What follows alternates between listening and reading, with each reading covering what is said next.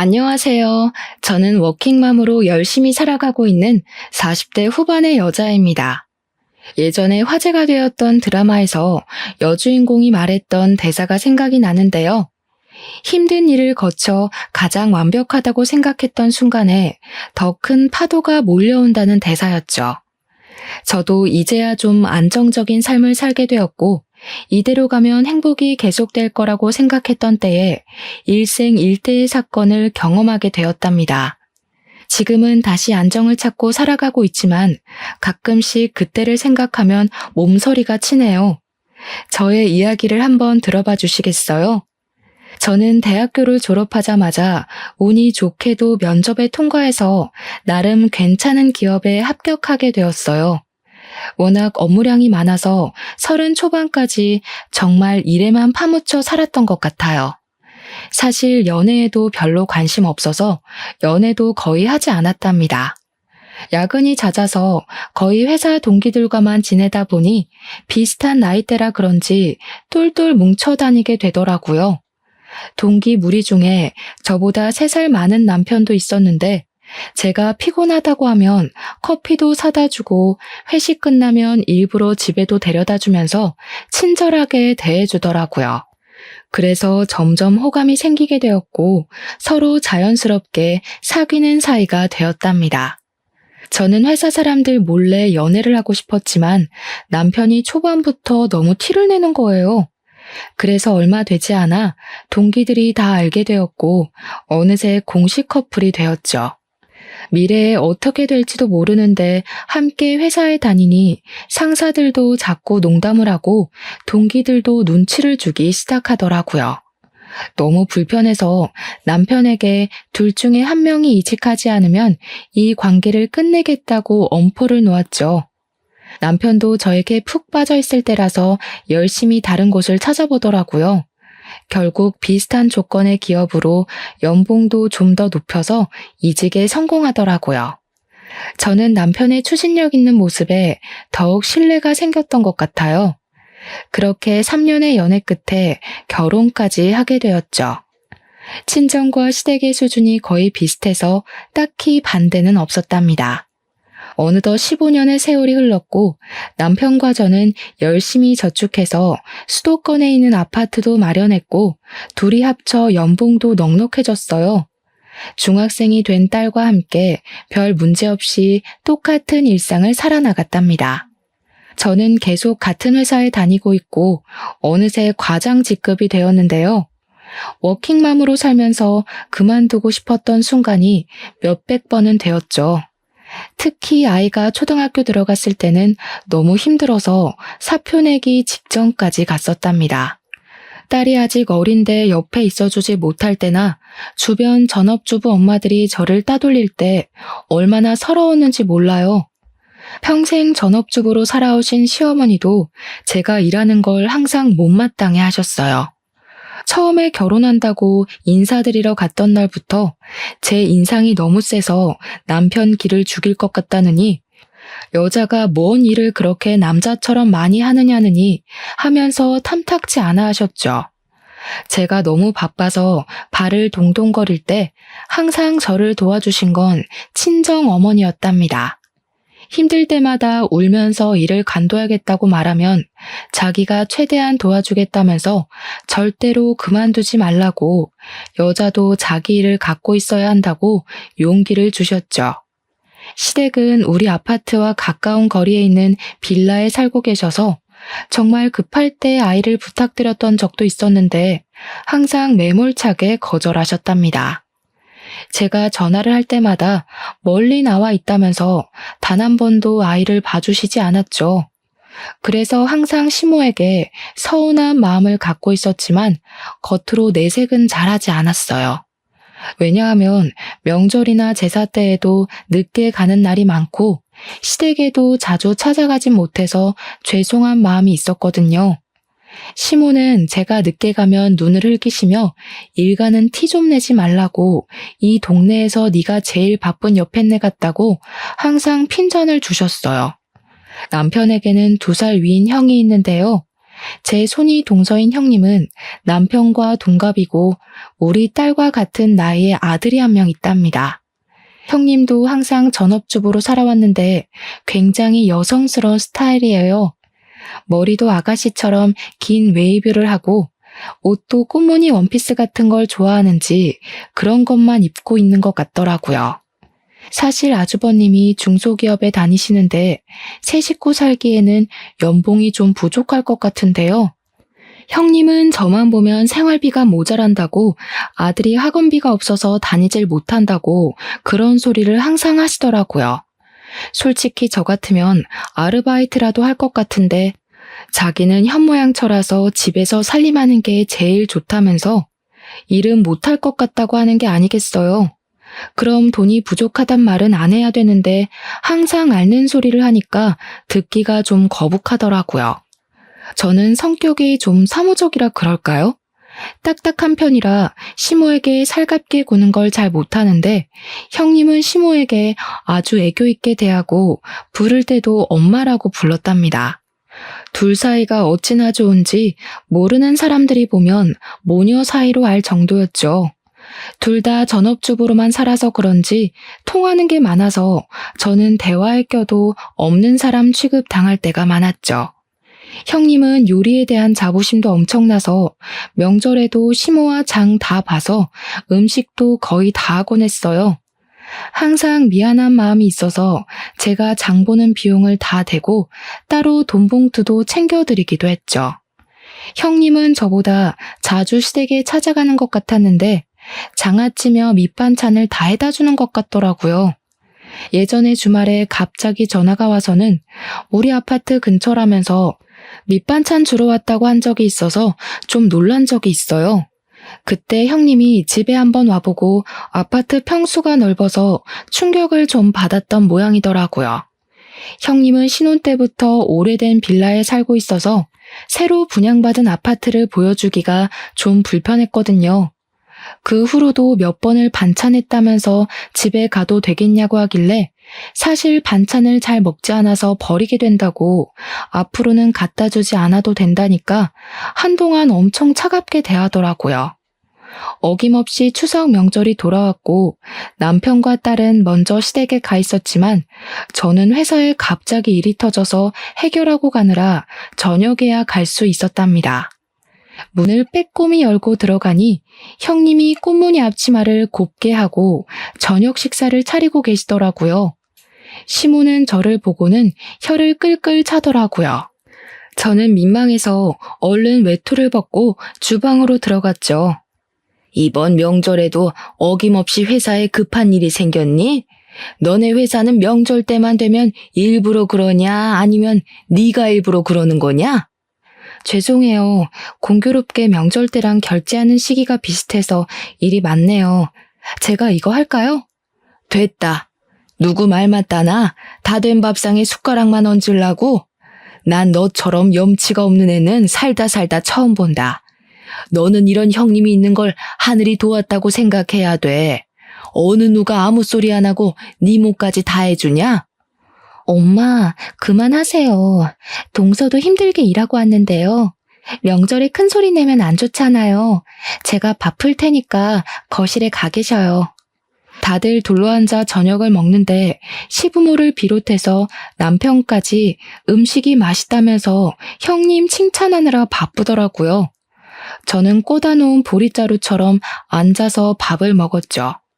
갈비 좀 먹으려고 하면 시모가 어찌나 째려보는지 저는 눈치가 보여서 앞에 놓인 밑반찬만 집어 먹었어요. 그랬더니 형님이 제 밥그릇에 갈비를 놔주면서 사람 좋게 웃는데 뭐라고 할 말이 없더라고요. 밥을 다 먹고 제가 설거지를 시작했죠. 시모는 식탁에 앉아 저를 째려보며 과일을 먹고 있었고 형님이 그릇들을 정리했어요. 설거지할 거 많은데 내가 할게. 동서는 일하고 와서 힘들 텐데 좀 앉아있어. 무슨 소리를 하니? 당연히 설거지라도 해야지 뭘 한 게 있다고. 너는 명절 내내 밥 차리고 설거지해라. 친정 갈 국리는 접어두고. 어머니, 그래도 친정은 가야죠. 이런 말씀까진 안 드리려고 했지만 제가 못하는 만큼 금전적으로 채워드리려고 노력하잖아요. 그리고 음식하기 힘드시면 요즘엔 사다 먹어도 맛있어요. 송편도 전도 사 먹는 게 더 돈도 절약되고요. 아이고, 아주 돈 좀 번다고 유난 떨기는. 네가 그딴 말을 쉽게 내뱉는 걸 보니 평소에 우리 아들한테 어떻게 해먹이는지 환히 보인다. 너 반찬이며 뭐며 깡그리 사다 먹지? 요즘 젊은 사람들은 사다 먹는 사람 많아요. 물론 음식하면 그만큼 사랑과 정성이 들어가겠지만 바쁘면 사다가 먹어도 되죠. 넌 큰애 좀 보고 배워야 돼. 세상에 이번에 마늘장아찌는 또 얼마나 맛있게 담가다 줬는지. 여자가 이렇게 살림을 꾸리고 남편하고 애들 잘 먹이고 이런 데 신경을 써야지. 널 보면 내가 억장이 무너져. 우리 아들 불쌍해서. 저는 속이 부글부글 끓었지만 시모의 말에 대답하지 않고 묵묵히 설거지만 했답니다. 그때 갑자기 형님이 제 팔 위로 뜨거운 물을 확 붓는 게 아니겠어요? 저는 너무 놀라 악 소리를 질렀죠. 순간이었지만 형님이 저를 무표정으로 노려보는데 소름이 끼치더라고요. 그러고는 바로 호들갑을 떨며 제 팔에 찬물을 마구 부어주더라고요. 어머 미안해. 급하게 버리다 보니까 잘못 봤네. 화상 입은 거 아니야? 어떡해. 저는 괜찮다고 하고 계속 찬물에 팔을 대고 있었는데 빨갛게 부어오른 걸 보니 꽤 심한 것 같았어요. 남편에게 화상연고 좀 사오라고 말했더니 시무가 혀를 끌끌 차더라고요. 질질치 못해서 그새 또 사고를 치고 남편을 부려먹어? 내가 너만 보면 혈압이 올라. 그런데도 회사는 안 잘리는 거 보면 신기해. 동서가 좀 덤벙거리는 편인 것 같긴 해요. 민지도 보니까 너무 산만하더라. 엄마를 좀 닮은 것 같아. 아니면 엄마가 집에 없으니까 좀 불안정해서 그런 거 아니야? 네? 우리 민지가 산만하다는 말은 처음 들어보네요. 이젠 중학생이라 학원 다니기 바쁜데 엄마가 집에 있어도 만날 시간도 없을 시기죠. 민식이는 학원을 안 다니나 봐요? 우리 민식이는 그딴 데 안 다녀도 성적이 좋아. 학교 끝나고 엄마가 해주는 간식 먹고 집에서 숙제하고 그러는 게 최고지. 애들한테는 엄마가 옆에 있어야 되는 거야. 동서는 집에 있어 본 적이 없어서 잘 모르겠지만 어느 순간 확 비교될걸? 형님은 전업이라는 자부심이 대단한 건지 제가 못마땅한 건지 대화해보면 은근히 저를 깎아내릴 때가 많아서 기분이 좋지 않았어요. 저는 소파에서 핸드폰 게임을 하고 있는 민식이를 바라봤죠. 성적을 대충 아는데 우리 딸이 공부를 훨씬 잘하고 더 똑부러지거든요. 초등학교 고학년 때부터 차이가 나더니 중학생 되니 성적이 확 벌어지더라고요. 형님도 잘 알고 있으면서 저와 우리 딸을 은근히 깔아뭉개니 우습기도 하고 기분이 나빴죠. 저는 다음날 오후까지 억지로 시댁에 있다가 바로 친정으로 가버렸답니다. 제가 갈 채비를 하자 시모가 자기 말을 무시한다면서 네 형님 좀 보고 배우라면서 난리를 치더라고요. 형님은 친정 부모님이 안 계셔서 시댁에만 있거든요. 현관문을 나서면서 형님과 눈을 마주쳤는데 좀 오싹한 기분이 들었던 건 제 착각이었을까요? 그렇게 바쁘게 시간이 흘러갔고 어느 날 딸이 다니는 학원에서 전화가 왔더라고요. 자체 시험을 보고 소수 정예만 들어갈 수 있는 스카이반에 합격했다는 소식이었어요. 딸이 얼마 전에 그런 시험을 봤는데 반에서 1, 2등만 뽑히는 거라고 해서 될 거라는 기대도 하지 않았거든요. 막상 뽑히니까 정말 대견하고 기뻐서 남편에게 바로 전화해서 알려줬죠. 저녁에 좋은 식당 가서 셋이 외식하자고 약속까지 하고 다시 힘내서 일을 하고 있었는데 퇴근 시간쯤에 시모에게 전화가 왔더라고요. 오늘 저녁에 형님이 샤브샤브를 한다는데 양을 많이 사왔다면서 같이 먹자고 한다는 거였어요. 저는 약속이 있다고 거절했는데 시모가 막무가내로 오라고 화를 내는 거예요. 이미 남편에게도 오라고 전화를 했다면서 말이죠. 결국 울상이 된 딸을 달래가며 시댁으로 향했답니다. 막상 가보니 양이 많기는커녕 어른 4명이 먹기에도 부족한 양이었어요. 제가 좀 모자랄 것 같다고 하자 형님이 자기 기준으로 많은 양이라면서 더 먹고 싶으면 저에게 소고기를 더 사오라고 하더라고요. 혼자 동네 정육점으로 터덜터덜 걸어가면서 왠지 또 당했다는 기분이 들었죠. 결제를 하고 보니 우리끼리 비싼 스테이크를 먹으면 나올 돈과 거의 비슷하더라고요. 저는 허탈한 마음으로 시댁에 돌아왔어요. 이미 형님이 준비한 고기는 다 먹었고 모두들 채소를 익혀 먹고 있더라고요. 근데 뭐 좋은 소식 없어? 축하해야 될 일이라든가. 저는 영문을 모르겠다는 듯이 형님을 바라봤어요. 형님의 눈이 쌀쌀맞게 변하더라고요. 민주학원에서 무슨 스카이반인가 합격했다며? 좋은 일을 왜 숨겨? 무슨 꿍꿍이 있어? 그건 어떻게 하셨어요? 지금 당신이 말했어? 대학 합격한 것도 아니고 그냥 학원에서 반 옮기는 건데 그걸 뭐 축하까지 받자고 말해야 되나요? 남편도 말하지 않았다고 하는데 그건 어디서 들은 건지 황당하더라고요. 형님이 재빨리 제 말을 가로챘답니다. 지금 어디서 들은 게 중요해? 동서는 우리를 한 가족으로 생각하긴 하는 거야? 어떻게 자기 자식만 생각해? 우리 민식이는 불쌍하지도 않아? 민식이는 학원 안 다녀도 집에서 숙제하고 공부 잘한다면서요. 엄마가 옆에서 봐주는 게 최고라면서요. 동서, 나를 얼마나 우습게 보면 이렇게 말대답을 또박또박해? 나 자네 형님이야. 내가 이렇게까지 말했으면 학원에 말을 해서 민식이도 좀 같이 할 수 있게 도와주는 게 당연한 거 아니야? 야, 너는 뭐가 잘났다고 손이 동서를 무시해? 민식이는 우리 집 장손이야. 장손이 잘 되게 도와주는 게 당연한 거지. 당장 민식이도 같은 반에 넣어서 공부시켜줘. 저는 학원에 이미 다니는 학생들만 기회가 있는 거라고 설명했지만 도무지 말이 통하지 않더라고요. 남편이 가만히 있다가 자기가 학원 등록해준다고 원할 때까지 다니라고 말을 하는 게 아니겠어요? 저는 놀라서 남편을 봤는데 저를 차갑게 외면하더라고요. 형님이 남편 말을 듣고는 저를 쳐다보면서 픽 하고 비웃더라고요. 근데 그게 순간이라 다른 사람들은 보지 못하는 것 같았어요. 머리끝까지 화가 났지만 더 있다가는 형님 머리채라도 잡고 싸울 것 같아서 화가 나서 딸만 데리고 시댁을 나와버렸답니다. 저는 당분간 시댁 연락도 받지 않기로 다짐했어요. 생활비 통장을 보니 조카의 학원비가 매달 빠져나가고 있는데 볼 때마다 화가 솟구치더라고요. 남편도 꼴 보기가 싫어서 대화도 많이 줄었는데 남편이 좀 변한 기분이 들었어요. 몇 달 전부터 헬스를 끊어서 다니는데 아주 열심히 하더라고요. 매일 저녁에 운동하고 샤워하고 왔다며 샴푸 냄새를 폴폴 풍기며 들어왔죠. 욕실에서 씻기 전에 우통을 벗고 자기 몸을 감상하지를 않나. 출근 전에 셔츠 입다가도 가슴 근육을 눌러보지를 않나. 안 하던 일을 하는 게 아니겠어요. 운동을 하다 보니 몸 만들기에 관심이 생겼나 싶었죠.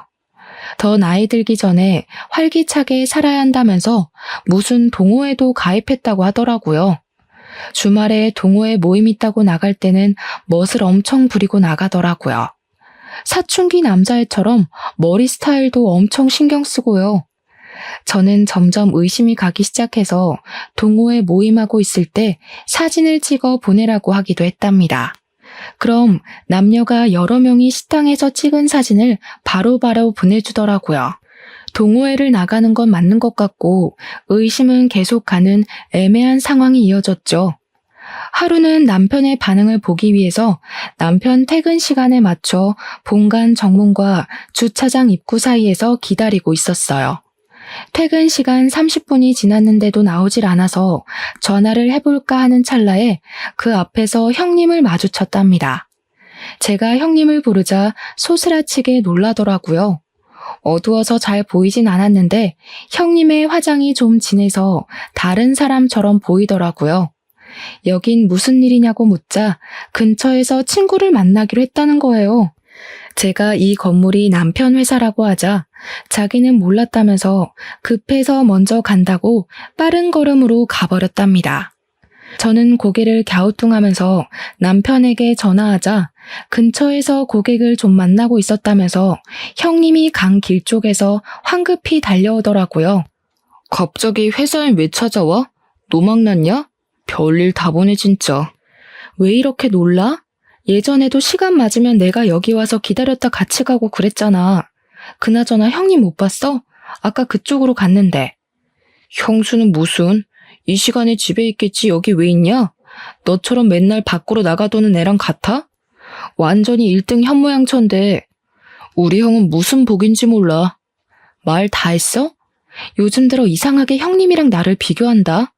아주버님은 오히려 나처럼 돈 잘 벌어오는 마누라 원할걸? 당신 혼자 벌면 이 정도로 살 수 있을 것 같아?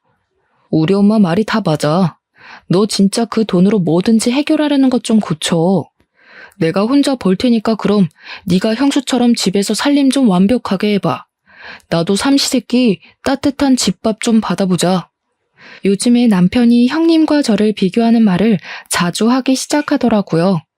시댁에 찾아간 지도 꽤 돼서 형님을 만난 적도 없을 텐데 왜 자꾸 말을 꺼내는지 수상한 기분이 들었죠. 남편이 잘 때 핸드폰을 뒤져보기도 했지만 다른 여자의 흔적은 전혀 발견할 수가 없었답니다. 남편은 가지도 않던 출장도 한 달에 한 번씩은 꼭 가기 시작했는데요. 저는 남편이 출장을 가면 서재를 한 번씩 싹 뒤져보려고 벼르고 있었어요. 그렇게 2일 동안 출장을 간다고 나가기가 무섭게 서재를 살펴봤는데 서랍장 구석에서 종이로 둘둘 싼 뭔가를 발견했답니다. 풀어보니 핸드폰이더라고요. 핸드폰을 켜보니 비밀번호가 걸려있어서 볼 수가 없더라고요. 저는 바로 포렌식을 많은 업체를 검색해서 핸드폰을 가지고 갔어요. 비밀번호를 잃어버려서 도저히 열 수 없다고 했고 몇 분 지나지 않아 많은 양의 사진과 메시지를 받아볼 수 있었어요. 역시나 남편은 외도를 하고 있는 듯 보였어요. 20대가 풋풋한 연애를 하듯이 한 여자와 무수히 많은 사진을 찍어 놓았더군요. 회사 동료로 만나 20년이 안 되는 세월을 함께 겪으며 인생의 한 팀이 되어간다고 생각했었는데 그건 저만의 착각이었던 거죠. 남편에 대한 믿음이 산산조각이 난 순간이었답니다. 저는 딸이 들을까봐 몰래 가슴을 치며 소리 죽여 울었어요. 저는 남편을 용서할 수 없었기에 헤어지기로 결심했고 남편이 출장해서 돌아오기만을 기다렸죠. 남편이 아주 신나는 얼굴로 집에 들어오더라고요. 저는 소파 테이블 위에 남편의 핸드폰을 올려놓고 남편을 가만히 쳐다봤어요. 핸드폰을 발견하곤 순식간에 얼굴이 굳어지더라고요. 그러더니 얼른 핸드폰을 휙 채가버리더군요. 그렇게 가져가봐야 이미 안에 있는 거 다 봤어. 너 바람 피우니? 너 나 없을 때 책상 다 뒤졌냐? 기어이 핸드폰까지 다 뒤지고? 너 이거 범죄야. 사생활 침해라고. 사생활 좋아하네. 다시 한번 물을게. 너 사진 속 그년이랑 바람 피우냐? 천박하게 바람이 뭐야? 남자가 잠깐 흔들릴 수도 있는 거지. 어떻게 평생을 한 여자만 보냐? 생각하는 거 하고는 이거 완전히 쓰레기였네. 너는 분리수거도 안 되고 그냥 쓰레기 봉투에 묶어버려야겠다. 당장 앞장서 너네 집으로 가. 저는 형님 부부에게도 시댁으로 오라고 전화를 해놓고 남편을 끌고 시댁으로 갔어요. 들어가자마자 남편이 바람 피운다고 나는 용서할 수 없으니 이혼할 거라고 말했죠. 남편이 이혼까지는 생각을 안 했는지 놀란 눈으로 저를 바라보더라고요. 이 야밤에 시댁에 쳐들어와서 경박하게 이혼 얘기나 해대고 남자가 한번 실수할 수도 있지. 보니까 남편 말도 제대로 안 들어본 모양인데 어른들 앞에서 뭐 하는 짓이야? 역시 어머니가 그렇게 나오실 줄 알았어요. 아들이 잘못을 했으면 혼을 낼 줄 알아야지. 이 와중에도 아들 편을 드세요? 저는 다른 여자랑 그런 사진 찍어대는 남자랑은 더는 못 사니까 그렇게 아세요. 어머, 이게 무슨 일이야? 사진은 무슨 얘기야?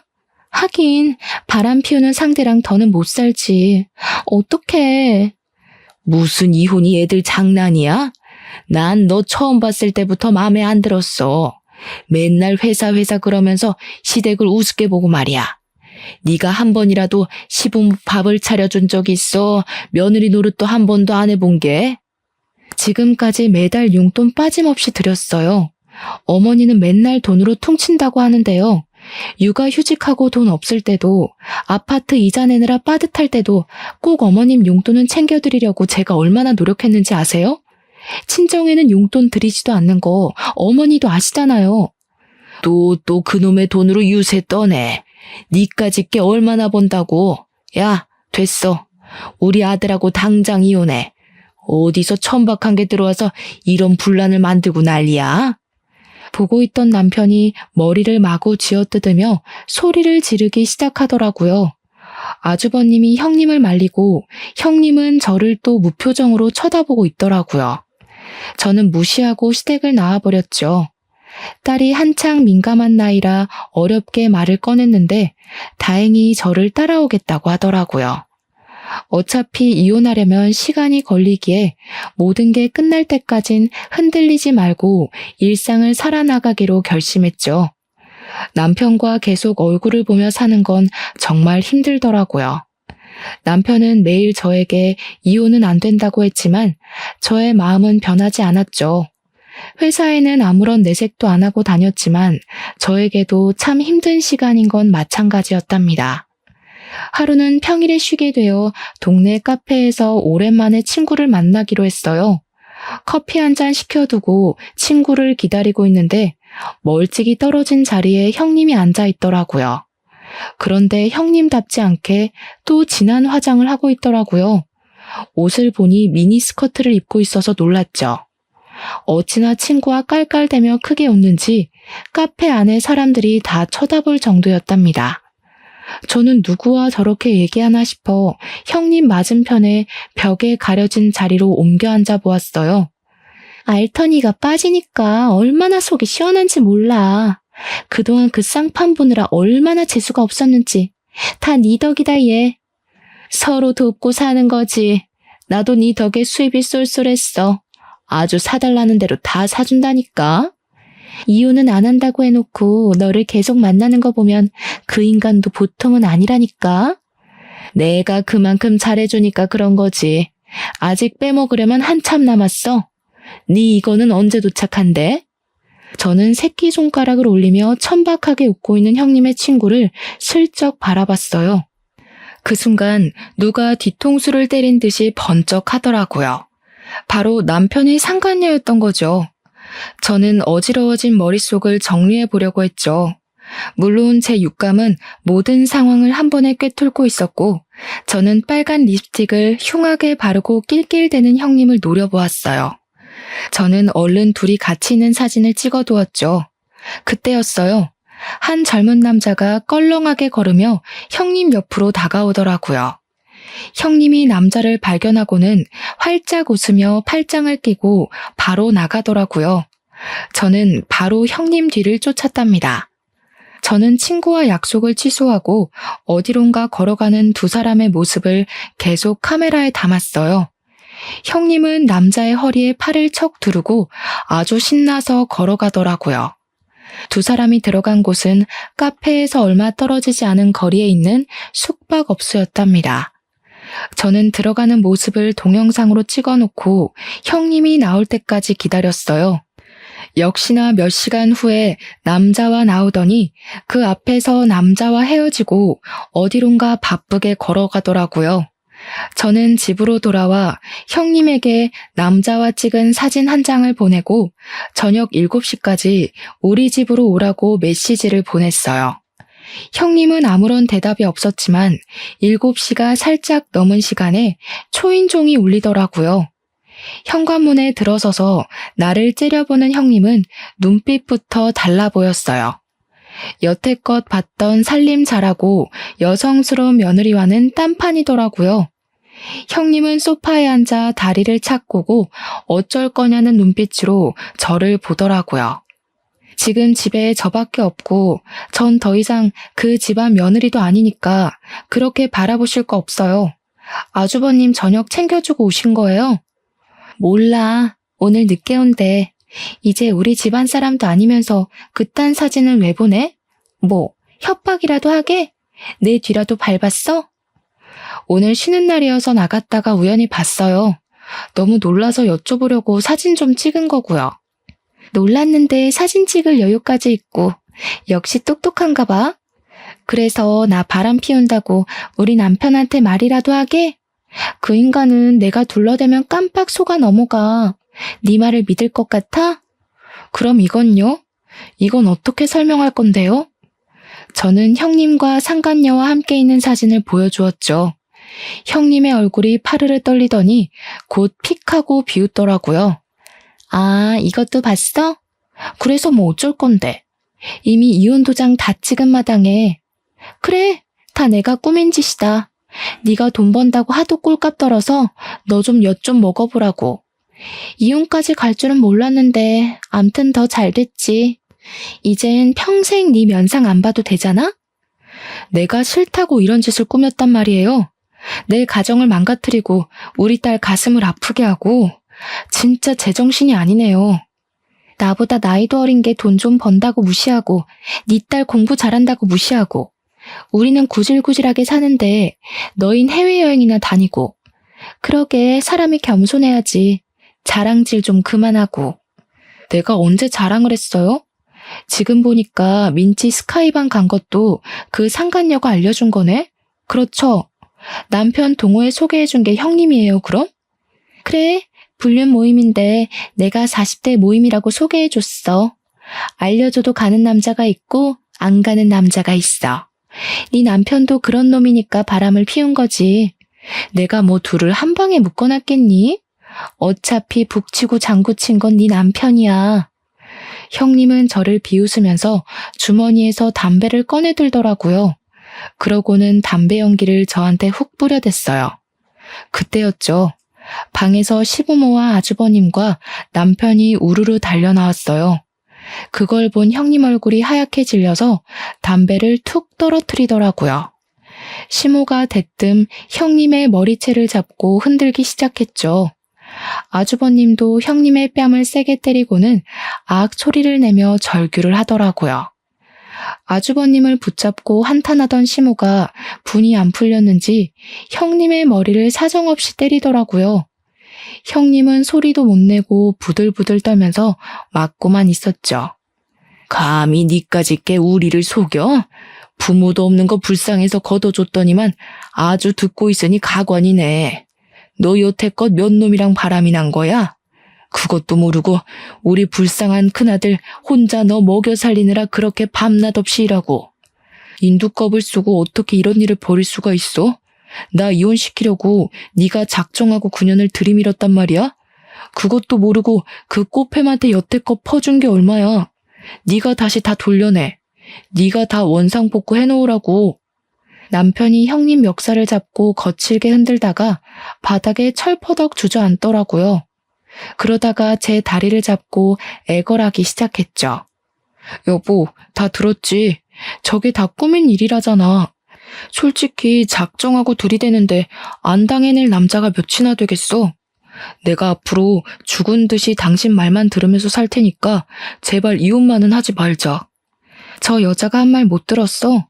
그런 놈이니까 걸려들은 거라잖아. 틀린 말 없네. 내가 제대로 된 남자를 못 골라서 이런 사달이 났다는데 어쩌겠어. 내 결심은 변함없으니까 그렇게 알아. 저는 이미 저의 짐은 다 빼놓은 상태였기에 미련 없이 그 집을 나왔죠.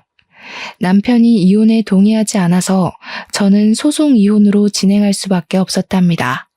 그리고 상간녀에게도 바로 상간녀 소송을 걸었고요. 변호사가 상간녀에 대해 알려주었는데요. 형님과 상간녀는 중학교 때부터 친했던 친구 사이라네요. 소위 말하는 문제아 시절을 함께 보냈고 동네에서도 사고를 많이 쳐서 아주 유명했다고 하더라고요. 우연치 않게 아주버님도 이혼 상담을 한다고 같은 변호사 사무실에 왔더라고요. 한번 마주쳤는데 잠깐 이야기를 나눴죠. 따지고 보면 아주버님은 저보다 더 마음의 상처를 입은 피해자니까요. 형님은 현모양처가 꿈이었던 건지 과거를 숨기려고 그렇게 연기를 한 건지는 모르겠지만 아주버님이 일하는 동안 거의 매일 밖으로 나다녔고 바람도 숱하게 피웠다고 하더라고요. 형님이 우리 집과 비교하면서 돈 좀 많이 벌어오라고 그렇게 아주버님을 구박해서 밤에는 대리운전까지 다녀야 했었다네요. 너무 바쁘고 형님을 믿었기에 신경 쓰지도 않았었는데 이번 일로 시조카가 울면서 자기가 아는 건 다 이야기해 준 거라고 해요. 가만히 아주버님의 이야기를 듣고 있다가 전 남편 얘기를 꺼내려고 하기에 바쁜 일이 있다며 얼른 자리를 피해버렸답니다. 워낙 남편의 증거가 확실했고 남편도 반성을 해서 소송은 비교적 짧은 시간 안에 끝날 수가 있었네요. 아파트의 절반 가격을 받고 위자료도 받을 수 있었죠. 딸의 양육비도 매달 받는 것으로 판결이 났답니다. 저는 남편에게 받은 돈과 직장인 대출을 받아서 딸과 둘이 살 자그마한 아파트를 얻을 수 있었어요. 사실 이런 일에 휘말리고 이혼까지 하게 되면서 딸이 상처를 받을까봐 가장 걱정이 컸죠. 이제 자기도 컸다면서 엄마의 마음을 이해한다면서 오히려 저를 위로해주는 딸이 있어 좀 더 빨리 일상으로 돌아올 수 있었던 것 같아요. 그렇게 이혼한 지 반년의 시간이 지났고 저는 딸과 둘이 살아가는 삶에 익숙해지고 있었죠.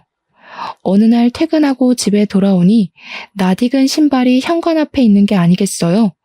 그리고 아주 커다란 짐가방이 놓여 있더라고요. 놀라서 들어가 보니 역시나 시모가 떡하니 앉아 있더라고요. 그 옆에선 딸이 저의 반응을 보고 안절부절 못하고 있더라고요. 딸에겐 할머니니까 어쩔 수 없이 문을 열어주었겠죠. 저는 딸에게 괜찮다고 눈짓을 보내고 방에 들어가라고 했어요. 여긴 어떻게 알고 온 거예요? 아니, 어떻게 여길 올 생각을 하세요? 어미야, 내가 다 잘못했다.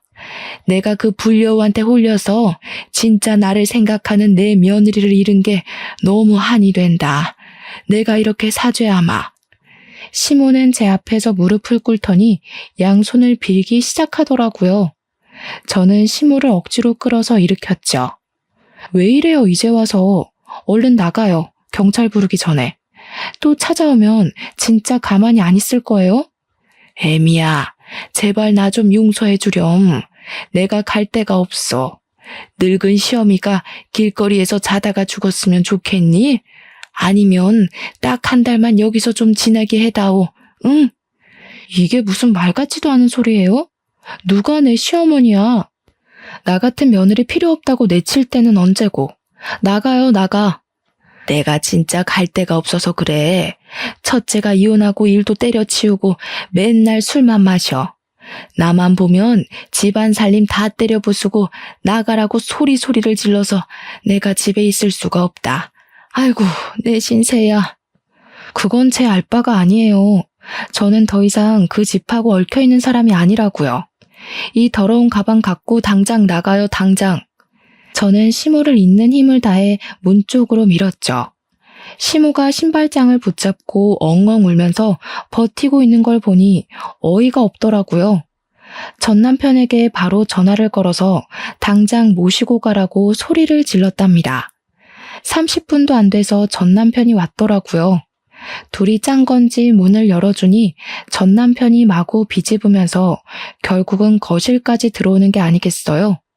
오랜만에 본 전 남편은 회사도 다니지 않는지 더벅머리에 수염도 덥수룩하고 초췌한 얼굴을 하고 있더라고요. 전 남편은 조금 전에 시모마냥 제 앞에 무릎을 꿇고 손을 싹싹 빌기 시작했답니다. 여보, 제발 우리 다시 합치자. 내가 부모님이랑 형이랑 그 코딱지 같은 집에서 정말 죽지 못해 살아. 그 나쁜 년은 형이 이혼소송 승소했는데도 형 돈을 다 가지고 튀었어. 우리 민지를 생각해서라도 나 좀 살려줘. 이혼한 뒤로 양육비는커녕 민지한테 전화도 한 번 안 한 게 무슨 아빠라고 내 딸 이름을 들먹여. 둘 다 이렇게 나온다 이거지?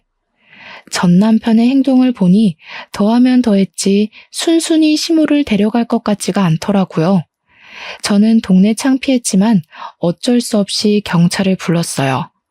경찰들이 와서 남편과 시모의 팔을 잡고 달래며 문 밖으로 끌어내기 시작했답니다. 그때 경찰에게 잡힌 시모가 저한테 확 달려들면서 살려달라고 악을 쓰는 게 아니겠어요? 저는 너무 놀라서 뒤로 물러섰답니다. 아무리 봐도 정상적인 사람처럼 보이지가 않더라고요. 경찰이 시모와 이런저런 대화를 해보더니 아무래도 치매 환자인 것 같다고 말을 하더라고요. 저는 놀라서 전 남편을 쏘아봤는데 남편은 이미 다 알고 있었던 듯이 고개를 푹 숙이고 아무 말이 없더라고요. 시모는 아들 2명이 한꺼번에 이혼한 충격이 너무 컸는지 이상한 행동을 자꾸 하다가 결국 치매 판정을 받았다고 했죠. 전 남편이 갑자기 눈물을 절절 흘리면서 제 앞에 털썩 주저앉았답니다. 엄마가 당신한테 얼마나 미안하셨으면 치매 걸린 뒤로 당신밖에 기억을 못해. 맨날 당신 얘기하고 찾으러 가야 한다고 그러고. 당신이 우리 엄마 좀 용서해줘. 당신 없으면 나 죽어. 그니까 지금 내가 치매 걸린 너네 엄마랑 술만 먹어대는 아주버님이랑 엄마가 도망간 조카 데리고 너 보듬으면서 같이 살아달란 말이네? 돈도 내가 다 벌어오고. 너는 진짜 끝까지 쓰레기 짓을 하는구나. 이 양심도 없는 놈아. 당신이랑 우리 민지만 있으면 나 다시 예전으로 돌아갈 수 있어. 제발 나 좀 살려줘. 민지야, 민지야 아빠 왔어. 전 남편이 딸의 이름을 계속 부르자 어느새 딸이 문을 빼꼼히 열고 보고 있더라고요. 저는 얼른 방으로 들어가라고 소리치고 현관문을 닫아버렸어요. 네가 뭘 잘했다고 민지 이름을 입에 올려. 얼마나 더 애한테 상처 주려고 그래? 다시는 너랑 길에서라도 마주치는 일 없을 거야. 또 찾아오기만 해봐. 가만 안 있을 거니까. 저는 경찰에게 2 사람을 주거 침입죄로 신고하고 싶다고 당장 상황 좀 마무리해달라고 했어요. 경찰이 침입죄에 해당될 수 있다고 경고하자 전 남편은 무서웠는지 입을 꾹 다물더라고요. 그렇게 2 사람이 경찰차를 타고 가는 걸 끝으로 다시는 전 남편을 만나지 않았답니다. 저는 양육비 문제 때문에 전 남편에게 집 주소를 알려준 게 잘못이었다는 걸 깨달았죠. 전 남편 행색을 보니 지금까지 받지 못했던 양육비를 기대하지도 말고 그저 딸과 함께 둘이 살아가는 게 나을 것 같더라고요. 정말 감사하게도 소란스러운 환경에서도 딸은 공부를 열심히 해줘서 중학교 3학년 때는 전교에서도 높은 등수를 차지했답니다. 이제 고등학교를 입학해야 하니까 학군지로 알려진 곳으로 이사하려고 차근차근 준비를 했었는데요. 운이 좋게도 이사 가고 싶었던 아파트의 매물을 좋은 가격으로 얻게 되었어요. 더 작은 아파트로 오게 되었지만 남편이 주소를 알 수 없도록 행정 처리를 해놔서 시모도 더 이상 찾아오지 못할 테니 딸과 평화롭게 지낼 수 있는 지금 이 순간이 참 소중하게 느껴지네요. 가족이라고 생각했던 사람들에게 배신을 당하니 상처와 충격이 몇 배로 크게 다가오더라고요. 그동안 제가 헌신하고 배려했던 모든 것들이 무너져버리는 경험을 하니 좀 더 나를 소중하게 생각하고 나 자신을 위해 사는 시간을 많이 가져야겠다는 생각이 들었어요. 많은 역경이 있었지만 제 직장과 커리어를 계속 지켜낸 덕분에 딸과 제 자신의 더 나은 삶을 위해 빠른 선택을 할 수 있었던 것 같아요. 만약 금전적인 문제가 있었다면 헤어나오기가 더욱 힘들었을 거라는 생각이 든답니다. 딸이 대학을 갈 때까지는 긴장을 늦출 수 없겠지만 딸도 성인이 되고 더욱 여유가 생기면 지금 순간을 추억하며 웃을 수 있는 날이 올 거라 믿고 있죠.